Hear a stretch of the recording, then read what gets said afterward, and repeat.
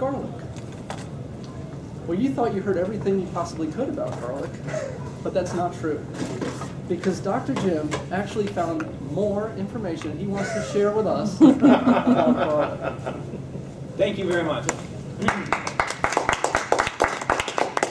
Fellow Toastmasters and welcome guests, thank you so much for joining me today because I want to share some information that I personally find to be very fascinating with you. Okay? So I'd like you to start our time together by picturing that you're standing in the middle of a field, and this is an immense field. The field goes on and on and on as far as your eyes can see. The field is filled with a short, stubby, little green plant.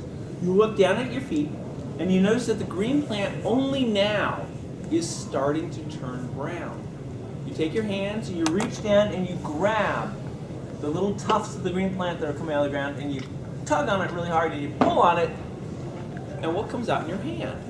But a bulb. And not just any bulb, my friends, but we're talking about a garlic bulb. Now, garlic is something that we all know about, right? We all use it in cooking, or we all realize that we have dishes when we go out to restaurants that tout how much garlic they have in it. But how much do you really know about garlic? Turns out that although we may call it garlic, garlic has a secret identity. In some circles, garlic goes by another name. It's called the stinking rose.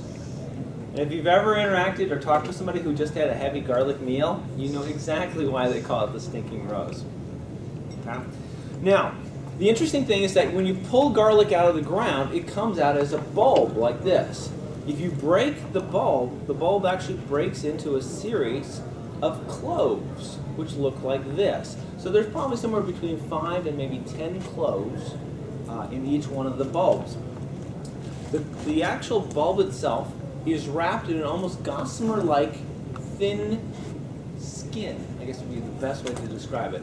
The skin really has no nutritional value, although, and this is always the case in the world, right? There's always somebody who has to use it, right? In Korea, there is a specific dish that they prepare in which they leave the skin on the bulb when they're actually preparing it, and the skin is actually served as part of the meal. The rest of the world, US included, we remove it. Now, when you take a look at the actual individual cloves themselves, what you'll discover is that the clove also has a thin skin on the outside of it. It also has a tougher, almost sort of like husk. So if you take the clove and you break it or smash it, what will happen is it'll loosen up the skin and you're actually able to remove it. Now, the gossamer skin that comes off is very, very thin. You can actually almost sort of see through it. You would actually get rid of that, and you'd actually be left with a clove of garlic. And this is the type of garlic that actually goes into a meal. Now, if you go one step farther and you actually cut the clove of garlic in half, and you're sort of too far away to see this, but I can tell you, in the center of a clove of garlic, what you're going to find is actually a seed. What it means is that if you took a clove of garlic and you planted it in your yard, you would very soon start to have garlic, wild garlic, growing in your yard. If you've ever bought garlic from the store, perhaps bought home a clove because you were planning on using it for something and somehow your plans got changed and like a week went by, then you've probably seen exactly what happens. It will start to grow in your kitchen. You will start to have a small plant show up on your counter if you're not careful.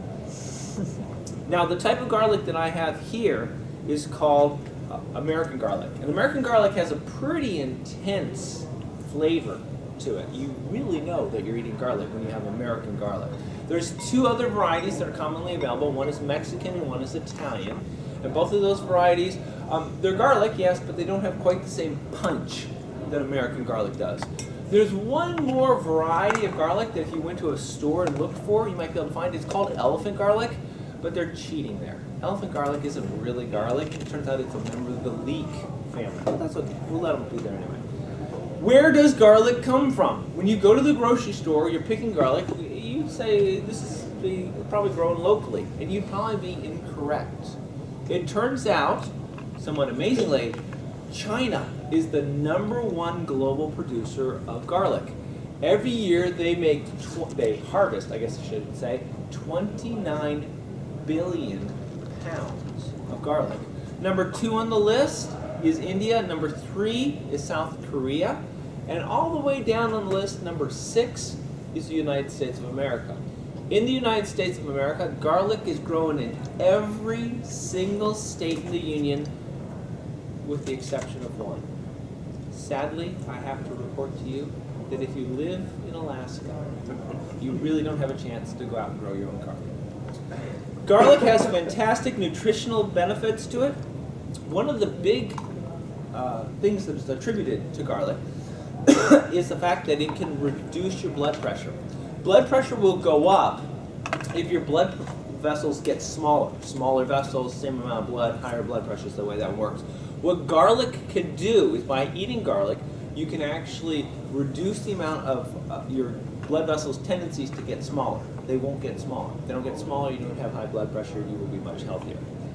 That's all the health stuff. Who cares about that? What we want to know about is using garlic in food, right? What's interesting is most recipes say, listen, when you're going to use a clove of garlic, you have to chop it up before you use it in the recipe. And the reason you do that is so that you can release the garlic oils and start to use it in your recipe.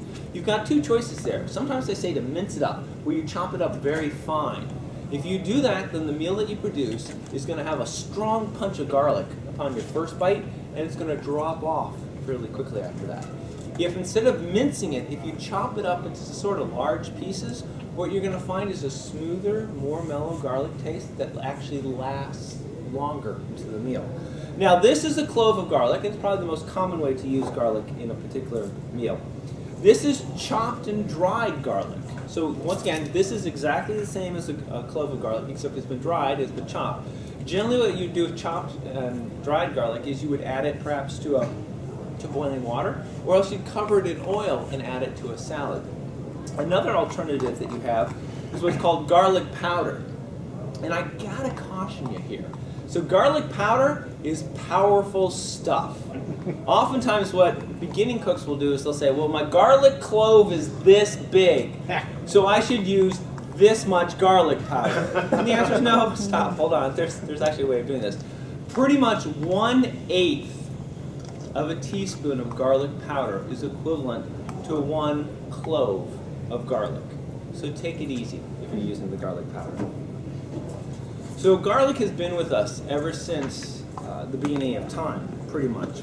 As we move through our lives, things can get to be pretty busy and pretty hectic for us. Sometimes it helps if we can just slow things down and take a look at some of the simpler things in life. I think you'll have to agree with me, garlic is a pretty simple thing.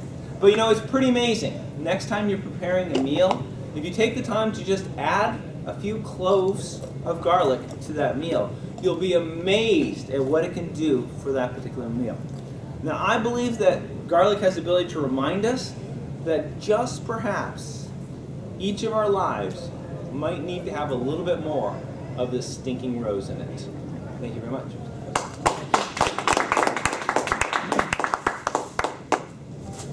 Please write down comments for Dr. Jim.